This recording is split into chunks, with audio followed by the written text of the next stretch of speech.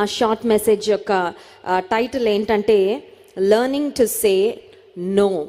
No చెప్పడము నేర్చుకోవాలంట. ప్రతి విశ్వాసి నో చెప్పడం నేర్చుకోవాలి. ఇండియన్ ఫ్యామిలీస్లో అలాగే ఇండియన్ కమ్యూనిటీస్లో ప్రాముఖ్యంగా మనం ఎవరికైనా నో చెప్పాలంటే వారు నొచ్చుకుంటారేమో అనే ఒక ఆలోచన ఉంటుంది కదండి, వారు బాధపడతారేమో. ఇంకోటి, మనం ఎవరికైనా నో చెప్తే వారికి మనం అంటే వారి మీద మనకి ఇష్టం లేదేమో, వారంటే మనకి ఇష్టం లేదేమో అని ఒకవేళ వారు అనుకుంటారేమో అని నో చెప్పడానికి చాలా కష్టపడిపోతూ ఉంటాము. ఇంకోటి, నో చెప్పడానికి చాలా ఆలోచిస్తాము, నో చెప్పడానికి చాలా మొహమాట పడుతూ ఉంటాము. కొంతమంది జీవితాలలో it is their biggest weakness to say no. No అని చెప్పడం అంటే వాళ్ళకి చాలా కష్టం అన్నమాట. బంధువులు ఏమన్నా అడిగితే నో చెప్పలేరు, స్నేహితులు ఏమన్నా అడిగితే నో చెప్పలేరు, ఇరుగు పొరుగు వారు ఏదైనా అడిగితే నో చెప్పలేరు. ఆఖరికి ఏ స్థాయికి వెళ్ళిపోద్దంటే సాతాను ఏదైనా వచ్చి అడిగినా కూడా నో చెప్పలేరు. ఎందుకంటే వాళ్ళకి అన్నిటికీ ఎస్ చెప్పడం అలవాటైపోయింది. కాబట్టి అపవాదం వచ్చి అది చెయ్యి, ఇది చెయ్యి, అలా ఉండు, ఇలా ఉండు, అది మాట్లాడు, ఇది మాట్లాడంటే ఓకే, ఎస్, ఆల్ రైట్, అన్నిటికీ తల ఊపుతూనే ముందుకు వెళ్ళిపోతూ ఉంటారు. కానీ విశ్వాస జీవితంలో నో చెప్పడము అనేది మనము నేర్చుకోవాలి. కారణం ఏంటంటే దేవుని వాక్యం సెలవిస్తుంది. యాకోబు పత్రిక 4వ అధ్యాయము 4వ వచనంలో దేవుని వాక్యము ఒక స్పష్టమైన మాట సెలవిస్తుంది. చూడండి, ఈ లోక స్నేహము దేవునితో వైరమని మీరు ఎరుగరా? వ్యభిచారిణులారా, ఈ లోక స్నేహము దేవునితో వైరమని మీరు ఎరుగరా? కాబట్టి ఎవడు ఈ లోకముతో స్నేహము చేయగోరునో వాడు దేవునికి శత్రువు అగును. దేవునికి ఎస్ చెప్తే లోకానికి నో చెప్పాలంటండి. సింపుల్గా మనకు అర్థమయ్యే భాషలో ఈ వచనాన్ని మనం చెప్పుకోవాలంటే, దేవునికి ఎస్ చెప్పిన వారు లోకానికి చాలా విషయాలలో నో చెప్పాలి. ఒకవేళ నో చెప్పలేకపోవడం మన వీక్నెస్ అయితే we have to work on it. అందుకే పెద్దలు ఒక మాట చెప్తా ఉంటారు, అదేంటంటే మన వీక్నెసెస్గా అలాగే విడిచిపెట్టేస్తే కొన్నిసార్లు మన బలహీనతలు మనల్ని బలహీనపరిచేస్తూ ఉంటాయి. మన బలహీనతలు మనల్ని నష్టపరిచేస్తూ ఉంటాయి. మన బలహీనతలు మనల్ని దేవునికి దూరం చేస్తూ ఉంటాయి. అందుచేత నో చెప్పడం ఇప్పటి వరకు నాకు అలవాటు లేదండి, నో చెప్పాలంటే చాలా ఆలోచిస్తానండి, నో చెప్పాలంటే చాలా మొహమాట పడుతూ ఉంటానండి అన్న స్థితిలో ఉన్నట్లయితే ఈ రాత్రికాల సమయంలో దేవుడు మాట్లాడుతున్నాడు. ఈ లోక స్నేహము దేవునితో వైరము. సర్వ సృష్టిని సృజించిన దేవుడు, సర్వశక్తిమంతుడైన దేవుడు, సర్వాధికారము కలిగిన దేవుడు, సమస్తమును ఏలుచున్న దేవుడు, మనకు జీవితాలను బహుమానంగా దేవుడు అనుగ్రహించిన దేవుడు, ఆయన పక్షంగా మనం ఉండడం మేలు. కానీ ఆయనకు శత్రుత్వం మనం పెట్టుకుంటే మాత్రం మనకు అది ఎన్నడూ మంచిది కాదు. ఇప్పుడు దేవునికి శత్రువులు ఎలా అవుతామండి? దేవునితో శత్రుత్వం పెట్టుకుంటే ఎవరు గెలవలేరు కదండి. ఎందుకంటే ఆయనకి ఎన్నో పేర్లు ఉన్నాయి. వాటిలో ఒక పేరు ఏంటంటే సైన్యములకు అధిపతియగు యెహోవా అంట. ఇప్పుడు దేవుని సైన్యం ఏంటంటే ఈ సృష్టి దేవుని సైన్యం, ఈ సృష్టి అంతా దేవుని సైన్యం. మనకు తెలుసు, న్యాచురల్ కెలామిటీస్, ప్రకృతి వైపరీత్యాలు వచ్చినప్పుడు మానవులు తట్టుకోలేకపోతూ ఉంటారు. ఒక ఎర్త్ క్వేక్ వస్తే ఎర్త్ ఇలా షేక్ అయితే మనిషి నిలబడలేడండి, మనిషి తట్టుకోలేడు. భయంకరమైన కుండపోతు వర్షం కురిస్తే, లేకపోతే ఒక ఫ్లడ్స్ వస్తే, ఒక తుఫాన్ వస్తే మనుషులు తట్టుకోలేరు. అంత మాత్రమే కాదు, కొన్నిసార్లు ఈ ప్రకృతిలో ఉన్న కొన్ని జంతువులు మనుషుల మీద తిరుగుబడితే కనుక మనం వాటిని తట్టుకోలేం, వాటి దాడిని తట్టుకోలేం. మనం గమనించినట్లయితే నిర్గమకాండ గ్రంథంలో దేవుడు తన ప్రజలైన ఇశ్రాయేలును ఐగుప్తు నుండి పోనిమ్మని ఫరోతో మోషే ద్వారా పలికించినప్పుడు ఫరో అంటాడు, నాకు ఇష్టం లేదు, నేను పంపించను అంటే దేవుడు 10 రకాలైన తెగుళ్లను ఐగుప్తు దేశం మీదకి ఒక 10 రకాలైన తీర్పులుగా ఆయన పంపించినట్లు మనం గమనిస్తాం. సో వాటిలో దేవుడు సృష్టిని ఆయన కలుగచేసిన కొన్ని జంతువులను, కొన్ని జీవులను, పరిస్థితులను ఆయన వాడుకున్నట్లుగా గమనిస్తున్నాం. సో దేవునికి విరోధంగా నిలబడి దేవునితో శత్రువు అయిపోయి ఈ ప్రపంచంలో ఎవ్వరు కూడా ఏది సాధించలేరు. ఒకవేళ సాధించగలరు అనుకున్నా అది తాత్కాలికమైన విజయమే. It's only to be a temporary success. కానీ దేవునికి విరోధంగా నిలబడి, దేవుని ఎదుట నిలబడి సవాలు చేసి నేను బాగుపడతాను, నేను ఉన్నత స్థితికి వెళ్ళిపోతాను, దేవుని శక్తికి మించి నేను ఏదో సాధించేయగలను, ఏదో చేసేయగలను అనుకుంటే మాత్రం ఖచ్చితంగా బొక్కబోర్ల పడిపోతాం. ఇప్పుడు దేవునికి శత్రువులు ఎవరు అవుతారంటే, లోకముతో స్నేహం చేసేవారు దేవునికి శత్రువులు అవుతారంట. అంటే అర్థం ఏంటంటే, దేవునికి నీవు ఎస్ చెప్తే, దేవుని బిడ్డగా నువ్వు జీవిస్తూ ఉంటే, ఈ లోక సంబంధమైన వాటికి, ఈ లోక సంబంధమైన స్నేహాలకు, ఈ లోక సంబంధమైన పద్ధతులకు, విధానాలకు, ఆచారాలకు, కొన్నిసార్లు కొన్ని రకాలైన సంప్రదాయాలకు కూడా మనం నో చెప్పాల్సి వస్తుంది. సో దేవుడు ఎప్పుడు కూడా తన బిడ్డలు కాంప్రమైజ్డ్ లైఫ్ జీవించాలని ఎప్పుడు కోరుకోవట్లేదండి. God wants us to live un uncompromising life. రాజీ పడని జీవితము మనం జీవించాలని కోరుకుంటున్నాడు. రాజమండ్రి నుండి మమ్మల్ని ఇక్కడికి దేవుడు ఎందుకు తీసుకొచ్చారు తెలుసా? వీళ్ళు కొంతమంది అనుకుంటున్నారు, హైదరాబాద్లో ఆ మూల ఉంటామండి, ఆ మూల నుండి ఈ మూలకు రావాలంటే ట్రాఫిక్ కష్టం, ట్రాఫిక్ ఇబ్బందులు ఉంటాయి, అందుకని ఇంట్లో కూర్చొని చక్కగా లైవ్ చూసేసుకుంటామని కొంతమంది ఇంటి దగ్గర సుఖంగా కూర్చొని లైవ్ చూసుకుంటా ఉన్నారు. కానీ మేము రాజమండ్రి నుండి ఇక్కడికి వచ్చామండి. దేవుడిచ్చిన దర్శనాన్ని బట్టి, దేవుడిచ్చిన భారాన్ని బట్టి, హైదరాబాద్లో ఉన్న మిమ్ములను ప్రోత్సాహపరచాలని, దేవుని వాక్యం ద్వారా బలపరచాలని దైవజనులు జాన్ వెస్లీ గారు, నేను, మా బృందం అంతా కూడా ఇక్కడికి రావడం జరిగింది. చాలాసార్లు మనకు ఏది ఈజీయో అది మనం చేయడానికి ఇష్టపడుతుంటాం. కొంచెం కూడా మన కంఫర్ట్ జోన్ నుండి మనం బయటకు రావడానికి ఇష్టపడం, స్ట్రెచ్ అవ్వడానికి ఇష్టపడం. నాకు ఏది ఈజీ అయితే అది చేస్తాను, ఏది అనుకూలంగా ఉంటే అది చేస్తాను అని చాలాసార్లు మనం అనుకుంటూ ఉంటాము.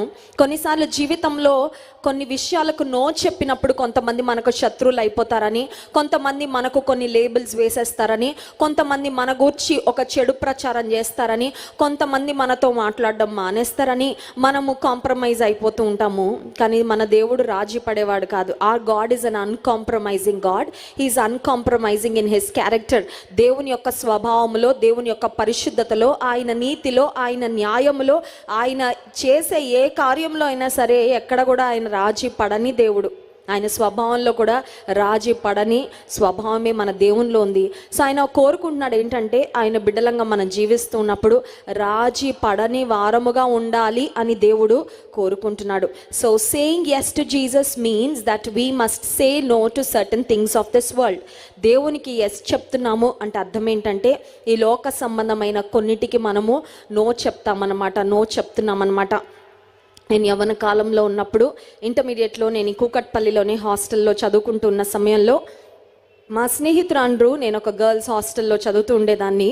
సో హైదరాబాద్లోనే మా పేరెంట్స్ ఉండేవారు, కానీ ఇంటి దగ్గర వారి పరిచర్య బాధ్యతల వలన నేను కూడా వాటిలో పడిపోయి కొంచెం చదువులు కాన్సన్ట్రేట్ చేయను అనుకొని హాస్టల్లో వేస్తే బాగా చదువుతానని హాస్టల్లో ఉంచారు. సో హాస్టల్లో ఉన్న సమయంలో మా ఫ్రెండ్స్కి తెలిసింది నేను పాటలు బాగా పాడతాను, దేవుడు మంచి స్వరాన్ని ఇచ్చాడు అని వారికి అర్థమయ్యి, ఒకనొక సమయంలో ఒక పార్టీ మా కాలేజీలో జరుగుతుంటే మా ఫ్రెండ్స్ నా దగ్గరకు వచ్చి అన్నారు, నీకు మంచి స్వరం ఉంది కదా, సో ఈ పార్టీలో ఒక మంచి పాట, పలానా సినిమా పాట నువ్వు పాడితే నీ వాయిస్కి బాగా సూట్ అవుతుంది ఆ పాట నువ్వు పాడావంటే నువ్వు చాలా ఫేమస్ అయిపోతావు. అన్ని క్యాంపసెస్ నుండి మరి ఫ్యాకల్టీ వస్తారు, మన డైరెక్టర్స్ వస్తారు, చాలామంది స్టూడెంట్స్ వస్తారు. సో లైమ్ లైట్లోకి రావడానికి, నువ్వు హైలైట్ అవ్వడానికి, 10 మంది నిన్ను గురించి తెలుసుకోవడానికి ఇది ఒక అద్భుతమైన అవకాశం. కాబట్టి వై డోంట్ యూ ట్రై, ఒక సినిమా పాట పాడడానికి ఎందుకు ప్రయత్నం చేయకూడదని మా ఫ్రెండ్స్ నా దగ్గరకు వచ్చి బలవంత పెట్టారండి. అప్పుడు నేను మా ఫ్రెండ్స్కి ఒక మాట చెప్పాను, ఏమనంటే, ఈ స్వరము నా యేసయ్యకి నేను డెడికేట్ చేశాను, నేను యేసయ్య బిడ్డని, నా స్వరముతో ఏదైనా పాడితే నేను కేవలం యేసయ్య పాటలు మాత్రమే పాడతాను, ఈ లోక సంబంధమైన ఏ పాటలు కనీసం నాకు హమ్ చేయడం కూడా నాకు ఇష్టం లేదు, నేను పాడను అని చెప్పాను. చెప్తే మా ఫ్రెండ్స్ అందరు నన్ను ఎలా చూసారంటే, పిచ్చిది, మంచి ఆపర్చునిటీ వస్తే మంచి అవకాశాన్ని ఉపయోగించుకోవడం తెలియడం లేదని మా ఫ్రెండ్స్ అందరు నన్ను చూసి నవ్వుకున్నారు, వెళ్ళిపోయారు. కానీ ఆ రోజు నేను నా హాస్టల్ రూమ్లో నా డైరీలో ఒక మాట రాసుకున్నాను. అదేంటంటే, ప్రభా, ఈ అవకాశము లోక సంబంధమైన పాటలు పాడి కొంచెం పాపులర్ అయ్యే ఒక అవకాశం వచ్చింది, కానీ నీ కోసం నేను అది వదులుకుంటున్నాను. ఎందుకంటే నీ బిడ్డగా నేను అపవిత్రమైన ఏ పదాలు కూడా నా నోటితో, నా స్వరముతో నేను పాడకూడదని తీర్మానం తీసుకున్నాను. కాబట్టి ఈ స్వరాన్ని నువ్వు అభిషేకించి, నేను నమ్ముతున్నాను అనేక వేల మందికి ఆశీర్వాదకరంగా వాడబడేటట్టు నువ్వు అవకాశాలు ఇస్తావు. నేను కొంచెం వదులుకున్నా, కానీ దానికి నువ్వు రెట్టింపుగా నాకు ఆశీర్వాదాన్ని ఇస్తావని నమ్ముతున్నానని నా డైరీలో రాసుకున్నానండి. ఫాస్ట్ ఫార్వర్డ్ చాలా సంవత్సరాలు గడిచిన తర్వాత మీ అందరికీ తెలిసినదే, దైవజనులు జాన్ జాన్ వెస్లీ గారితో నా వివాహం అయినప్పటి నుండి ఒక్కొక్క పాట దైవజనులు అనేకమైన పాటలు రాయడం జరిగింది. దైవజనులు రాసిన గమ్యం చేరాలని, ఇంతలోనే కనబడి, నిన్ను కాపాడువాడు కునుకడు, నాదు రక్షకని, మనసే ఉత్తమం, ఆ తర్వాత ఎన్నో పాటలు దైవజనులు రాయడం జరిగింది. ఆ పాటలన్నీ కూడా చాలా సిడీస్లో పాడుతూ ఉన్నప్పుడు చాలామంది చెప్తూ ఉంటారు ఏమనంటే, ఈ పాట ద్వారా దేవుడు మమ్మల్ని తాకాడండి, ఈ పాట ద్వారా దేవుడు మమ్మల్ని ఆదరించాడండి. ఆ తర్వాత యూట్యూబ్ వచ్చిన తర్వాత మీ అందరికీ తెలుసు, ఒక్కొక్క పాటను ఎక్కడెక్కడో దేశ విదేశాల్లో ఉన్న దేవుని ప్రజలు విని ఆదరణను, ప్రోత్సాహాన్ని పొందుకుంటూ ఆ వ్యూస్ అన్నీ అలా పెరిగిపోతూ ఉన్నప్పుడు దేవుడు నాతో ఒక మాట జ్ఞాపకం చేశాడు. అదేంటంటే, ఒకప్పుడు నీకు ఒక అవకాశం వచ్చింది లోకము కొరకు నీ తలాంతులు వాడడానికి. ఒకప్పుడు నీకు అవకాశం వచ్చింది కొంతమంది ఒక చిన్న గుంపులో ఫేమస్ అవ్వడానికి అవకాశం వచ్చిందండి.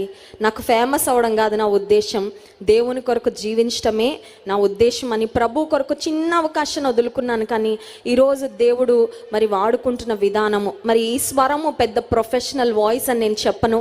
ఇందాక నిస్సీ జాన్ గారు చాలా అద్భుతంగా పాడారు. చాలామంది క్రైస్తవ ప్రపంచంలో అద్భుతమైన సంగీత పరిచయం చేస్తున్న సింగర్స్ చాలామంది ఉన్నారు. నేను ఒక గ్రేట్ సింగర్ని కాదు, మ్యూజిక్ కూడా నేను ఏం నేర్చుకోలేదు. కానీ దైవజనులు జాన్ వెస్లీ గారు దేవుని ఆత్మ చేత ప్రేరేపించబడి ఒక్కొక్క ప్రాంతంలో ఆయన కూర్చొని దేవుడు నడిపించినప్పుడు కొన్ని పాటలు అర్ధరాత్రి సమయంలో దైవజనులు రాసిన పాటలు ఉన్నాయి. కొన్ని పాటలు ఒక మీటింగ్కు వెళ్ళొచ్చిన తర్వాత అనేక మంది ఆత్మలను చూసిన తర్వాత వారికి పరిచయం చేసిన తర్వాత దేవుడు దైవజనుతో కూర్చో ఈ మాటలు రాయి అని చెప్పినప్పుడు దైవజనుడు కూర్చొని రాసిన పాటలు ఎన్నో ఉన్నాయి. సో పాటలు దైవజనులు ఆత్మ ప్రేరేపణ ద్వారా రాసి వాటిని స్వరకల్పన చేసిన పాడినప్పుడు దేవుడు అభిషేకించిన తరువాత ఆ పాటలు ఒక్కొక్క హృదయాన్ని తాకుతున్నప్పుడు నిజంగా నాకు అనిపిస్తుంది, గాడిదకు ఘనత వచ్చినట్లు ప్రభా నాకేదో గొప్ప తలాంతులు అయితే నాకు లేవు, కానీ నీవిచ్చిన కృప, లోకానికి నో చెప్పినందుకు దేవుడిచ్చిన ఆశీర్వాదము, దేవుడిచ్చిన కృప అండి ఇది. హల్లెలూయా. ఇక్కడున్న యవ్వనస్తులందరికీ కూడా నేను దేవుని నామములో I want to inspire you and encourage you to night. ఈ రాత్రికాల సమయంలో మిమ్మల్ని ప్రోత్సాహపరచాలని ఆశిస్తున్నాను. అదేంటంటే, షార్ట్ కట్లో పైకి రావడానికి చిన్న చిన్న కొన్ని పనులు చేసి కాంప్రమైజ్ అయిపోయి కొన్నిసార్లు మనం జీవితంలో ఉన్నత స్థితికి వెళ్ళడానికి చాలా అవకాశాలు మనకు వస్తాయి. ఇంకోటి ఏంటంటే, మన ప్రక్కనే కొంతమంది జోరీగల్లా మనకు చెవులో చేరి పుష్ చేస్తూ ఉంటారండి, ఫోర్స్ చేస్తూ ఉంటారు. మంచి చేయాలనే ప్రోత్సాహం కంటే చెడు చేయాలనే ప్రోత్సాహం చాలా బలంగా ఉంటుంది కదండి. కొన్నిసార్లు బయట నుండి వస్తుంది, కొన్నిసార్లు మన లోపల నుండే వస్తూ ఉంటుంది. ఏది రైటో, ఏది గాడ్లీయో, ఏది దైవికమైనదో, ఏది సరైనదో అది చేయాలి అనే ఒక హృదయం ఒక వైపు ఉంటుంది. కానీ ఇంకొక వైపు శరీరాశ, శరీరం అంటూ ఉంటుంది. అంత అవసరమా నీకు? నువ్వు అంత కష్టపడాలా? నీకు అన్ని ఇబ్బందులు అవసరమా? అందరిలాగా ఉండేలే, సరిపోద్ది, ఫ్లోతో పాటు వెళ్ళిపో కదండి. ఈ మాట మనం ఎక్కువ వింటూ ఉంటాం కదా, ఫ్లోతో కొట్టుకొని వెళ్ళిపో. అందరు చేసే నువ్వెందుకు డిఫరెంట్గా ఉండాలి? నువ్వెందుకు వ్యత్యాసంగా ఉండాలి? నువ్వెందుకు నిలబడాలి? నువ్వెందుకు మాటలు అనిపించుకోవాలి? నువ్వెందుకు రాళ్ళు వేయించుకోవాలి? నువ్వెందుకు 10 మందిలో ఒక ప్రత్యేకంగా ఒక వ్యత్యాసంగా ఉండాలి అని ఒకవేళ నీ హృదయంలో ఒక ప్రేరేపణ వస్తూ ఉండొచ్చు. అలాంటి సమయంలో దేవుని మాటకు విధేయత చూపించి పరిశుద్ధాత్మ దేవుని యొక్క నడిపింపుకు కనుక మనం లోబడి పాపానికి నో చెప్పగలిగితే దేవుడు ఆశీర్వదిస్తాడు. ఈ రాత్రికాల సమయంలో ఒక 3 లేఖన భాగాలు మీకు చూపించి నా షార్ట్ మెసేజ్ను ముగించాలి అని ఆశపడుతున్నాను. దానియేలు గ్రంథము 1వ అధ్యాయము 8వ వచనం అందరం చదువుకుందాం. చూడండి, దానియేలు గ్రంథము 1వ అధ్యాయము 8వ వచనం.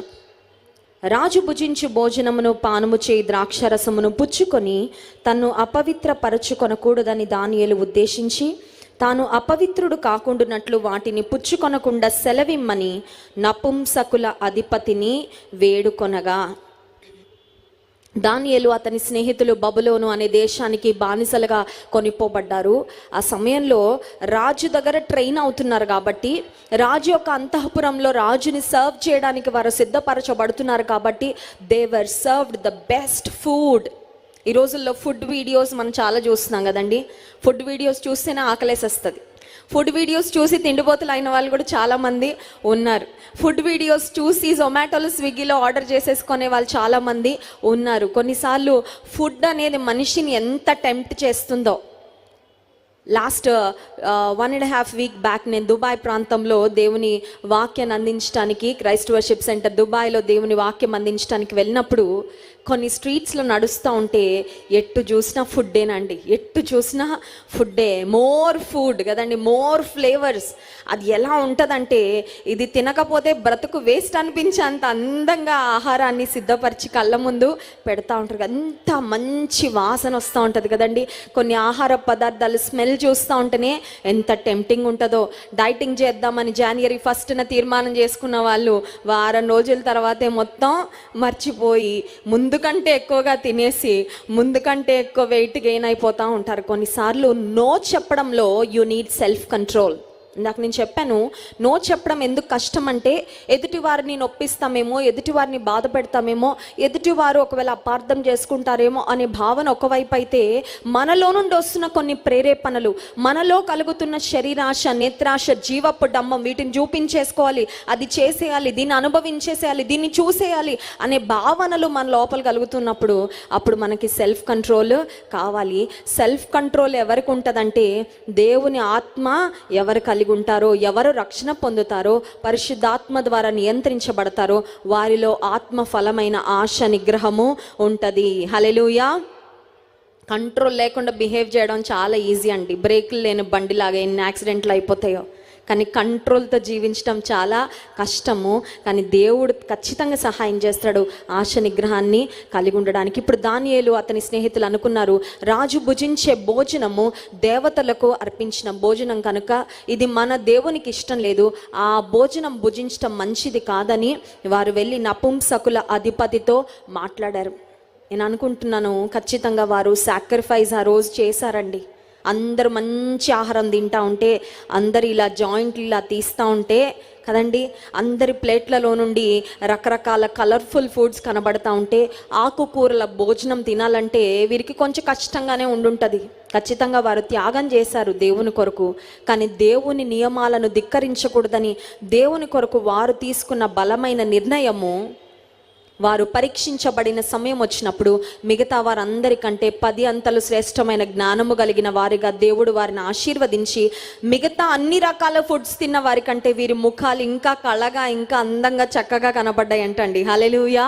మనుష్యుడు రొట్టె వలన మాత్రము కాదు, కానీ దేవుని నోట నుండి వచ్చు ప్రతి మాట వలన జీవించిన. దానియేలు అతని స్నేహితులు వారి ఎదుట తినకూడని ఆహార పదార్థాలు కనిపిస్తున్నప్పుడు దేవుని కొరకు, దేవుని నియమాలను గౌరవించి సన్మానించి నో చెప్పారు. 2వ అంశం దగ్గరకు వస్తున్నాను. ఆదికాండము 39వ అధ్యాయము 9వ వచనం చూడండి. ఆదికాండము 39వ అధ్యాయము 9వ వచనం మనందరికీ తెలిసిన వాక్య భాగమే. యోసేపు, యాకోబు కుమారుడైన యోసేపు అన్నల యొక్క అసూయ చేత ఐగుప్తు దేశానికి అమ్మబడి వెళ్ళిన ఆ సందర్భంలో పొతీఫరు అనే వ్యక్తి యొక్క ఇంటిలో పనిచేస్తూ ఉండగా పొతీఫర్ యొక్క భార్య యోసేపును శోధించినట్లుగా, యోసేపును పాపంలో పడవేయాలని ప్రేరేపించినట్లుగా మనం గమనిస్తుంటే, అప్పుడు యోసేపు చెప్పిన మాట చూడండి. ఆదికాండం 39వ అధ్యాయం 9వ వచనం, నీవు అతని భార్యవైనందున నిన్ను తప్ప మరి దేనిని నాకు అప్పగింపక ఉండలేదు, కాబట్టి నేనెట్లు ఇంత ఘోరమైన దుష్కార్యము చేసి దేవునికి విరోధముగా పాపము కట్టుకొందునని తన యజమానుని భార్యతో అనేను. సీసీ కెమెరాలు ఉన్నాయా యోసేపు పొతీఫర్ ఇంట్లో పనిచేస్తున్నప్పుడు? లేవు. దేవుని కళ్ళు మాత్రం సీసీ కెమెరాలుగా ఉన్నాయి. ఈ రోజుల్లో చూడండి, సీసీ కెమెరాలు ఉన్న దగ్గర మనుషులు తప్పుడు పనులు చేయట్లేదు, కానీ కొంతమంది సీసీ కెమెరాలు మూసేసి ఏదైనా క్రైమ్ చేయాలంటే, ఏదైనా భయంకరమైన కార్యాలు చేయాలంటే ఎక్కడ సీసీ కెమెరాలు లేవో అక్కడికి వెళ్ళి చేసేస్తూ ఉన్నారు చాలా తెలివిగా. యోసేపు ఒకటి గుర్తించాడు. అదేంటంటే, ఈ దూరదేశంలో నా తల్లిదండ్రులు నాతో లేకపోయినా, నా తోబుట్టువులు లేకపోయినా, నేను ఎరిగిన వారెవరు లేకపోయినా దేవుని కన్నులు నన్ను చూస్తున్నాయి. నేను యథార్థంగా జీవించాలి, పాపాన్ని అసహించుకుంటాను, పాపాన్ని ప్రేమించను అనే ఒక తీర్మానం తీసుకొని, పొతీఫర్ భార్య అయితే ఏంటి, లేకపోతే ఇంకొకరి భార్య అయితే ఏంటి, నాకు అవసరము లేదు. I will not commit sin against God. దేవునికి విరోధంగా నేను పాపం చెయ్యను అని తీర్మానం తీసుకున్నాడు. ప్రియమైన దేవుని బిడ్డ, దేవునికి విరోధంగా పాపం చెయ్యను అనే ఒక తీర్మానం నువ్వు తీసుకుంటే, నిన్ను అపవాది ఎంత శోధించాలని ప్రయత్నం చేసినా నువ్వు ఇంత కూడా శోధనలో పడవు. హల్లెలూయా. కొంతమంది తీర్మానమే తీసుకోరండి, నో డెసిషన్. అసలు స్థిరమైన ఆలోచన ఉండదు, తీర్మానం. లైఫ్ ఎలా వెళ్తుందండి? దేవుని కొరకు ఏమైనా తీర్మానాలు తీసుకున్నారా? ఏం లేదండి, అలా ఫ్లోతో కొట్టుకొని వెళ్ళిపోతూ ఉంటామండి. కొంతమంది పాపం ఎందుకు చేయరంటే పాపం చేసే అవకాశాలు రాక చేయరు అంతే. వాళ్ళు ఏదో పెద్ద దేవుని కొరకు జీవించాలని తీర్మానం ఉండి కాదండి. అవకాశం వస్తే చక్కగా చేసేస్తారు. అవకాశం వస్తే పాపలు మునిగి తేలిపోవడానికి చాలామంది సిద్ధంగా ఉన్నారు. మనకు తెలుసు ప్రస్తుత ప్రపంచంలో పాపం చేయడానికి ఎంత విరివిగా అవకాశాలు ఉన్నాయి. ప్లెంటీ ఆఫ్ ఆపర్చునిటీస్ కదండి, ఎన్నో విస్తారమైన అవకాశాలు. చిన్న సెల్ ఫోన్ ఉంటే చాలు భయంకరమైన పాపంలో మునిగి తేలడానికి ఎన్నో అవకాశాలు ఒక్క చిన్న సెల్ ఫోన్ కల్పిస్తూ ఉంటే, యోసేపుకు ఆ రోజు సోషల్ మీడియా లేదు, యోసేపుకు ఆ రోజు సీసీ కెమెరాలు లేవు. కానీ యోసేపు తన హృదయంలో తీర్మానం చేసుకున్నాడు, నేను ఎట్లు దేవునికి విరోధంగా పాపము చేస్తాను. ఈ రాత్రికాల సమయంలో ఇంకొక మాట మీకు చూపించి ముగిస్తాను. సామెతల గ్రంథం 1వ అధ్యాయము 10వ వచనంలో జ్ఞాని అయిన సొలొమోను ఒక అమూల్యమైన మాటను సెలవిస్తున్నాడు. అది మనందరం కూడా జ్ఞాపకం ఉంచుకోవాలి. చూడండి, సామెతల గ్రంథము 1వ అధ్యాయము 10వ వచనం. నా కుమారుడా, పాపులు నిన్ను ప్రేరేపింపగా ఒప్పకుము. అంటే అర్థం ఏంటండి? అపవాది కొంతమంది వ్యక్తుల ద్వారా నిన్ను ప్రేరేపిస్తాడు. అపవాది డైరెక్ట్గా మన దగ్గరికి రాడు. అపవాది కొంతమంది వ్యక్తులను వాడుకుంటాడు. కొన్నిసార్లు మన లోపలే మనకు ఒక ప్రేరేపణ వచ్చేస్తూ ఉంటుంది దేవునికి విరోధంగా పాపం చేయాలని. సో పాపులు ప్రేరేపించినప్పుడు, మన శరీరం ప్రేరేపిస్తూ ఉన్నప్పుడు మనము ఒప్పుకోకూడదు. ఈ 3 దినాల కూడికలు దేవుడు ఎందుకు ఏర్పాటు చేయించాడంటే, ఇంకా సంవత్సర ప్రారంభంలోనే ఉన్నాం కదండి, జస్ట్ 2nd మంత్లోకి మనం ఎంటర్ అయ్యాము. ఈ సంవత్సరం అంతటిలో దేవా నీ కొరకు నిలబడతాను, నీ కొరకు నిలబెట్టు అని ఒక హృదయంలో తీర్మానం. ముందు నిలబడతాను నాకు తీర్మానం తీసుకోవాలండి. నిలబడతాననే తీర్మానమే లేకపోతే ఇంపాసిబుల్. మనిషిగా, మానవులముగా మనం తీసుకోవాల్సిన తీర్మానం మనం దేవుని కొరకు తీసుకోవాలి. మనము తీసుకున్న తీర్మానాలను దేవుడు స్థిరపరిచి అవును ఆమెన్ అంటాడు. హల్లెలూయా.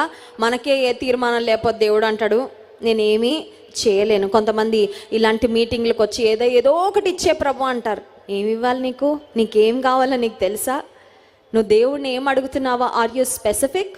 ఆత్మీయ జీవితంలో కూడా దేవా నీ కొరకు నిలబెట్టయ్యా, నీ కొరకు నిలబడతాను ప్రభా, నీ కొరకు నిలబడతాను నేను ఒక మాటను దేవునికి ఇవ్వగలిగితే ఈ లోకంలో నువ్వు దేనికి నో చెప్పాలో నో చెప్పడానికి కూడా శక్తిని నీకు దేవుడు ఇస్తాడు, సామర్థ్యం ఇస్తాడు. కొన్నిసార్లు నో చెప్పినప్పుడు నిందలు వస్తాయి, అవమానాలు వస్తాయి. కొన్నిసార్లు కొంతమంది మనల్ని చీత్కరించుకుంటారు, కొంతమంది మనకు అయిన వారు కాని వారు అయిపోతారు. ఏం పర్వాలేదు, ప్రభు కొరకు నిలబడినప్పుడు when we learn to say no, when we learn to say yes to God and no to the world, దేవునికి అవును ప్రభు అన్నిటిలో నేను సిద్ధమే. దేవుడు ఏ పని చెప్పినా సిద్ధం అని చెప్పాలి. కానీ మనకంతా రివర్స్ కదండి.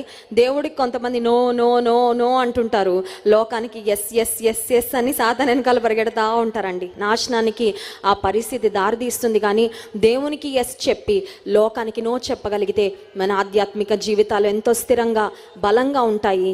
దైవజనులు జాన్ వెస్లీ గారు శక్తివంతమైన వర్తమానాన్ని అందిస్తారు. This is just a preparation. కానీ కొద్ది మాటలు ఖచ్చితంగా జ్ఞాపకం ఉంచుకోండి. ఒక బలమైన తీర్మానంతో ఈ రాత్రికాల సమయంలో మీరు వెళ్ళగలిగితే ఈ మీటింగ్స్ అంత ఫ్రీగా మనకి ఏం రాలేదండి.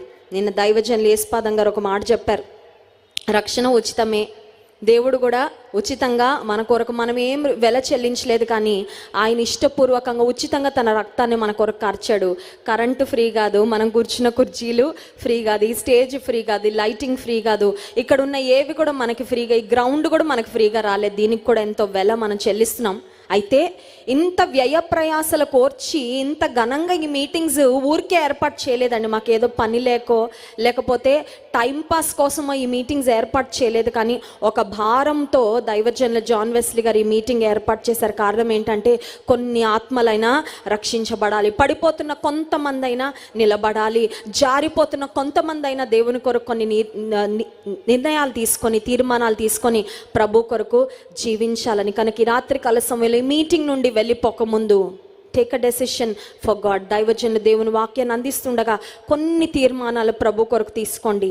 మనం తీర్మానాలు తీసుకుంటే వాటిని దేవుడు ముద్రిస్తాడు, వాటిని దేవుడు స్థిరపరుస్తాడు, వాటిని మన జీవితంలో నెరవేరుస్తాడు. అట్టి కృప దేవుడు మనందరి పక్షంగా అనుగ్రహించి నడిపించునుగాక.